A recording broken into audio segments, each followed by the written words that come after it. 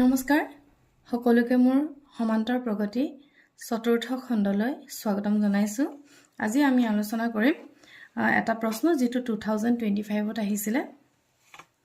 প্ৰশ্নটো হৈছে এনে ধৰণৰ -49 -42 -35 সমান্তৰ প্ৰগতিটোৰ কোনটো পদ শূন্য হ'ব।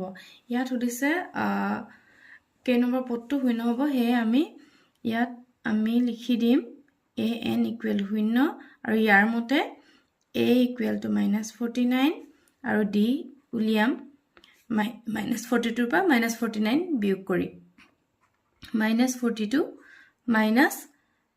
-49 এইটো হ'বগৈ -42 -49 আৰু আমাৰ উত্তৰটো হ'ব ইয়াত 7 49 পৰা 42 গলে 7 থাকে। হে এতিয়া আমি ফৰ্মুলাত বহুৱাম an = a + n - 1 * d। এতিয়া an তো আমাৰ শূন্য হ'ব কৈছে যেহেতু সেইকাৰণে আমি শূন্য বহালো। a ৰ জায়গাত বহাম -49 + n - 1 * d = 7। এতিয়া ইয়াত 49 টো যদি আমি বাও পক্ষলৈ লৈ আহো ইয়াতে তেনেহলে 49 টো ধনাত্মক হৈ যাব +49 = n - 1 * 7। এইবাৰ আমি 7 টো লৈ আহিম 49 / 7 = n - 1 আৰু নেক্সট ইয়াত লিখিম 49 ক 7 এৰে যেতিয়া হৰণ কৰো তেতিয়া আমি পাওঁ 7। এতিয়া n - 1 ইয়াকে আমি লিখিব পাৰো n = 7 + 1 = 8। সেইকাৰণে n ৰ মান 8 আমাৰ শুদ্ধ উত্তৰটো হ'ব C। ইয়াৰ পিছৰ প্ৰশ্নটো চাওঁ আহক।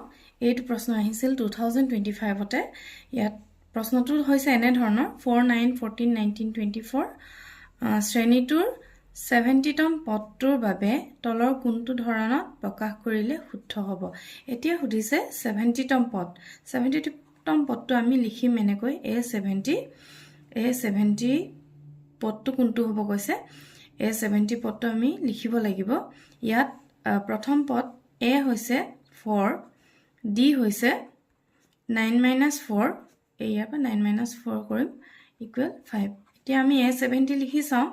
a70 = a ৰ মান 4 লিখিম a + n - 1 n টো হৈছে আমাৰ 70 n - 1 70 - 1 হলে 69 হ'ব 69 n - 1 d ৰ মান হৈছে 5। এতিয়া আমি ইয়াত দেখিলো যে এই গোটেইকেইটা অপচনৰ ভিতৰত এই অপচনটো a70 = 4 + 69 * 5 এই অপচনটো আমাৰ ইয়াত আছে বি অপচনটোত আছে। সেইকাৰণে বি টো হ'ব আমাৰ শুদ্ধ উত্তৰ। ইয়াৰ পিছৰ প্ৰশ্নটো চাওঁ আহক। এই প্ৰশ্নটো আহিছিল 2025 ত। প্ৰশ্নটো হৈছে এনে ধৰণৰ এটা সমান্তৰ প্ৰগতিৰ প্ৰথম পদ -20 আৰু প্ৰথম 20টা পদৰ যোগফল -350 তেনেহলে তলৰ কোনটো সমান্তৰ প্ৰগতিটোৰ শেষৰ পদ হ'ব কৈছে। শেষৰ পদ হলে আমি শেষৰ পদটো এনে ধৰণে লিখো an আৰু প্ৰথম পদটো ইয়াত কৈছে -20 সেইকাৰণে a = -20 দিম আৰু প্ৰথম 20টা পদৰ যোগফল কৈছে। 20টা পদ আছে যেতিয়া আমাৰ ইয়াত n ৰ মান হ'ব 20 আৰু ইয়াৰ যোগফল কৈছে যেতিয়া s20 হ'ব -350। এতিয়া আমি এইটো ফৰ্মুলাত বহামগৈ s20 মানে 20টা পদৰ যোগফল = ফৰ্মুলাটো আছিলে আমাৰ n/2 n ৰ মান যেহেতু 20 আমি লিখি দিম 20/2 আৰু আছিলে a + an a ৰ মান -20 আৰু ইয়াত হ'ব an। এই ফৰ্মুলাটো আমি ইয়াৰ পৰা আনিলো sn = n/2 a + an। এই ফৰ্মুলাটোৰ পৰা আমি লৈ আহি ইয়াত আমি এই মানকেইটা ফৰ্মুলাটোত পাতি দিওঁতে এনে ধৰণে পাইছো আৰু ইয়াতে s20 আমি পাইছো 350 - 350 ইয়াত বহাই দিম 20/2 10 হৈ যায় আৰু ইয়াত আছে -20 + an। এতিয়া 10 টো ইফালে পূৰণ হৈ আছে ইফালে লৈ আহিলে হ'ব এনে ধৰণৰ 350/10 আৰু এই 20 টো যেহেতু ইফালে আছিলে ই ঋণাত্মক হয় ইফালে আহিলে ধনাত্মক হৈ যাব +20 হৈ যাব = ইয়াত অকল an থাকি যাব।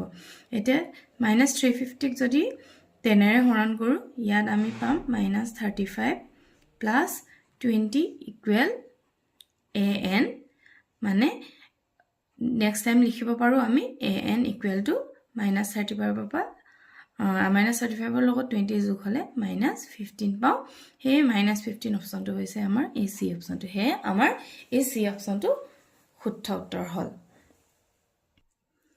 মোৰ এই ভিডিওটো চোৱাৰ বাবে সকলোলৈ ধন্যবাদ থাকিল আৰু যদি মোৰ ভিডিওটো ভাল লাগিছে লাইক দিব আৰু শ্বেয়াৰ কৰিব নিজৰ বন্ধু বান্ধৱীৰ লগত ধন্যবাদ